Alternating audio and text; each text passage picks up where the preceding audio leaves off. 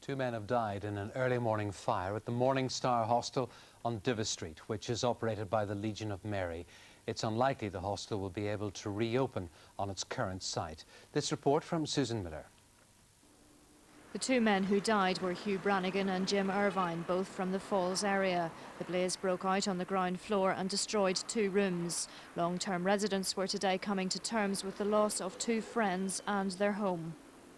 I wasn't worried so much about the fire, but as the two residents instead, I'm more concerned about that.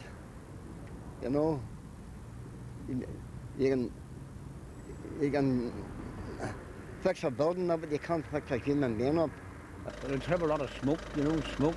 Even going down the fire escape, like the smoke, it was terrible, you know, even when you got into the air, like, you know, the smoke was blowing out the windows into your lungs and whatnot. Didn't know which road to take, more or less. But it was, I'll be missed. The hostel will be missed, you know. The men spent the night at the Welcome Day Centre at St Peter's Cathedral. So what we've done all night is just make them tea and sit and listen to them. Every one of them are in shock, total shock. They can't believe this has happened. Both men who died were two gentlemen. They used our centre every day and they stayed in the Morning Star at nights. 18 people, including members of staff, were in this building last night.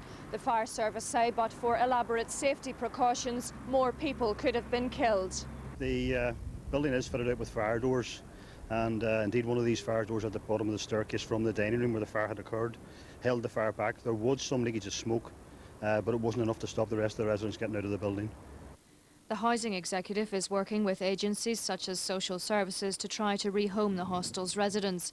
10 beds are to be put in the sexton's house of the cathedral, as many of the men want to stay together to maintain a sense of community.